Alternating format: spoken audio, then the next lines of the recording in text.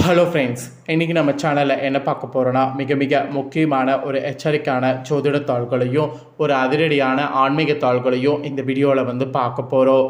So எந்த ராசிக்கு பார்க்க போகிறோம் அப்படின்னு பார்த்தீங்கன்னா துலாம் ராசிக்கு பார்க்க போகிறோம்.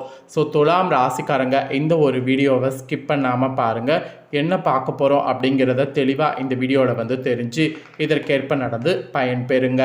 ஆல்ரெடி தம்ப்நெயிலில் பார்த்துருப்பீங்க, இருந்தாலும் இன்ட்ரோவில் உங்களுக்கு சொன்னால் கொஞ்சம் ஈஸியாக இருக்குங்கிறதுனால இன்ட்ரோவில் உங்களுக்கு ஷேர் பண்ணுறேன். ஸோ என்ன அப்படிங்கிறத வாங்க பார்க்கலாம். தற்போது 2025 ஆண்டு நடந்துகிட்ருக்கு.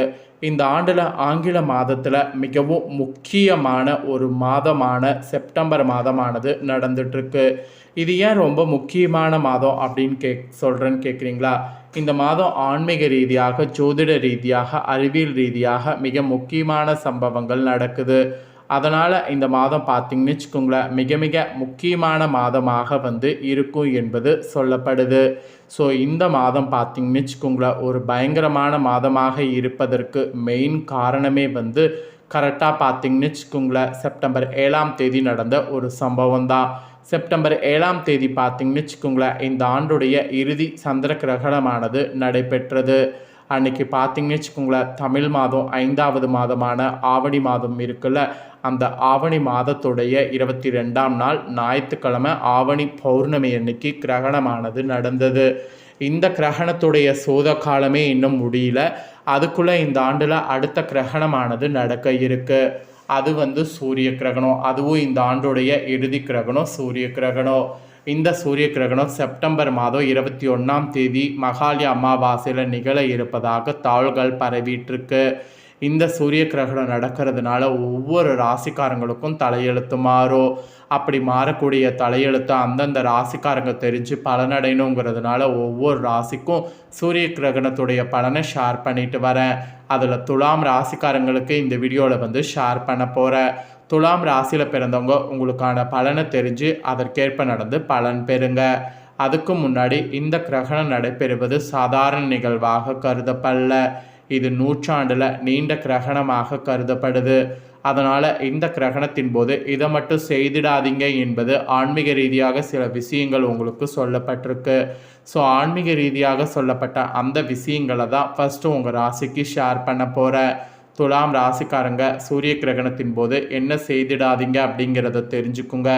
அதுக்கப்புறம் உங்களுக்கான பலனை இந்த வீடியோவில் அதிரடியாக டீட்டெயில்டாக பார்க்கலாம். அதாவது 123 ஆண்டுகளுக்கு ஒரு முறை நடைபெறக்கூடிய அபூர்வமான சூரிய கிரகணம் இந்த ஆண்டு ஆகஸ்ட் மாதத்தில் நடைபெற இருக்குது. செப்டம்பர் மாதத்தில் நடைபெற இருக்குது. இந்த கிரகணத்தின் போது என்ன விஷயங்கள் செய்ய வேண்டும், எவற்றையெல்லாம் தவிர்க்க வேண்டும் என சில கட்டுப்பாடுகள் கூறப்படுது. இந்த நாளில் சில விஷயங்கள் தவிர்த்து ஆன்மீக விஷயங்கள் அதிக கவனம் செலுத்தினால் அதிசயமான சில பலன்களை பெற முடியும். அதை தான் இந்த வீடியோவில் சொல்ல போகிறேன். அது என்னங்கிறத தெளிவாக இந்த வீடியோவில் துலாம் ராசிக்காரங்க தெரிஞ்சுக்குங்க. கிரகணங்கிறது ஒரு வருடத்திற்கு 5 அல்லது 6 முறை நிகழக்கூடிய ஒரு வானியல் நிகழ்வாகும். சூரிய கிரகணம், சந்திர கிரகணம் இவை இரண்டுமே மாறி மாறி ஒரு குறிப்பிட்ட கால இடைவெளியில் நிகழ்வது உண்டு. ஆனால் ஆன்மீக ரீதியாக கிரகணத்திற்கு மிகவும் முக்கியத்துவம் இருக்குது. கிரகண நேரத்தில் சில காரியங்கள் செய்யக்கூடாது என்ற கட்டுப்பாடுகள் இருந்தாலும் இந்த நேரத்தில் என்ன நினைத்து வேண்டுதல் வைத்தாலும் மந்திர ஜபம் செய்தாலும் அது லட்சம் மடங்கு பலனை தரக்கூடியதாக இருக்கும் என்பது குறிப்பிடப்படுது. இந்த ஆண்டு செப்டம்பர் 21ஆம் தேதி ஞாயிற்றுக்கிழமை அன்னைக்கு ஒரு அபூர்வ சூரிய கிரகணம் மகாலய அமாவாசையில் நிகழ இருக்கு. இது 123 வருடங்களுக்கு பிறகு நிகழக்கூடிய மிக நீண்ட கிரகணமாக இருக்கும். வழக்கமாக கிரகணங்கள் 1 முதல் 3 நிமிடங்களுக்கு நிகழ்ந்துவிடும். ஆனால் இந்த சூரிய கிரகணம் சுமார் 6 நிமிடம் 23 வினாடிகள் வரை நீடிக்கும். ஆக்சுவலி 21ஆவது நூற்றாண்டின் மிக நீளமான கிரகணம் இதுதானா? இந்த கிரகணம் தெற்கு ஐரோப்பா மற்றும் வடக்கு ஆப்பிரிக்காவில் சில பகுதிகளில் தெரியும். இந்த கிரகணம் மெரோக்கா, அல்ஜீரியா, இந்தோனேஷியா, லிபியா, எகிப்து, சூடான், சவுதி அரேபியா, ஏமன் மற்றும் சொமாலியா போன்ற நாடுகளில் தெரியும். தெற்கு ஐரோப்பா மற்றும் வடக்கு ஆப்பிரிக்காவின் சில பகுதிகளிலும் இந்த கிரகணம் தெரியும். அதுக்கப்புறம் 6 நிமிடங்கள் 23 வினாடிகள் நிகழ இருக்கக்கூடிய இந்த சூரிய கிரகணம் இந்திய நேரப்படி செப்டம்பர் 21 இரவு 10:59 மணிக்கு தொடங்கி செப்டம்பர் 22ஆம் தேதி 3:49 மணி வரையும் நடைபெற இருக்கு. இதற்கு முன் 1991ஆம் ஆண்டு இது போன்ற நீண்ட சூரிய கிரகணம் நிகழ்ந்தது. இதற்கு பிறகு மீண்டும் 2114வது ஆண்டு தான் இப்படி ஒரு கிரகணம் நிகழ இருக்குது. ஆக்சுவலி இந்தியாவில் இந்த கிரகணத்தை பார்க்க முடியாது, ஏன்னா இரவு நேரத்தில் நடக்கிறதுனால. ஸோ அதனால் கிரகணத்தின் போது செய்ய வேண்டியவை செய்யக்கூடாதவை பற்றி தெரிந்து கொள்ளுங்க. ஸோ கிரகணத்தின் போது செய்ய வேண்டியதோ தவிர்க்க வேண்டியதில் ஃபஸ்ட்டு செய்ய வேண்டியதை உங்கள் ராசிக்கு சொல்கிறேன், தெரிஞ்சுக்குங்க. தியானம் மற்றும் மந்திரங்கள் ஜெபிக்கணும். கிரகண நேரத்தில் ஆன்மீக சக்தி அதிகரிக்கும், அதனால் தியானம் செய்வது மந்திரங்கள் ஜெபிப்பது நல்லது. 2வது மௌனம் காக்கணும். கிரகணத்தின் போது மௌனம் காப்பது மன தெளிவை உங்களுக்கு அதிகரிக்க செய்யும். அப்புறம் 3வது ஜபம் செய்யணும். பிரார்த்தனைகள் மற்றும் மந்திரங்களை திரும்ப சொல்லுதல் போன்ற செயல்களில் ஈடுபடணும். வீட்டில் விளக்கேற்றி இறைவனை வழிபாடு செய்யணும். இதெல்லாம் செய்ய வேண்டியதாக இருக்கக்கூடிய விஷயங்கள். அப்புறம் செய்யக்கூடாத விஷயங்கள்னு சிலது இருக்குது, அதையும் சொல்கிறேன். ஃபஸ்ட்டு சுபகாரியங்கள் செய்ய வேண்டாம். திருமணம், புதுமனை புகுவிழா போன்ற சுபகாரியங்கள் இந்த நாளில் இந்த நேரத்தில் செய்யக்கூடாது. அப்புறம் 2வது தூங்க வேண்டாம். கிரகணத்தின் போது தூங்குவது ஆன்மீக ரீதியாக நல்லதல்ல, அதனால் அதை செய்ய வேண்டாம்.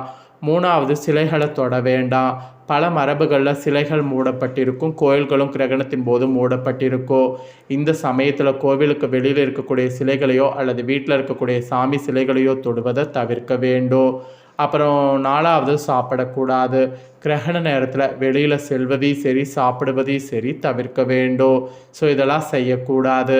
இந்த 2025 ஆண்டு செப்டம்பர் 21ஆம் தேதி அபூர்வ சூரிய கிரகணம் நிகழ்க்கக்கூடிய இந்த விஷயங்கள் சமூக வலைத்தளங்களில் உலகம் முழுவதும் தாள்கள் பரவி வருது. இந்த அபூர்வ சூரிய கிரகண நிகழ்வை பற்றி நீங்கள் தெரிஞ்சு இதிலுக்கேற்ப கவனமாக இருக்கணுங்கிறதுனால தான் இந்த முக்கியமான விஷயங்களை எல்லாம் ஷேர் பண்ணதை தெரிஞ்சிருப்பீங்க, கவனமாக இருங்க.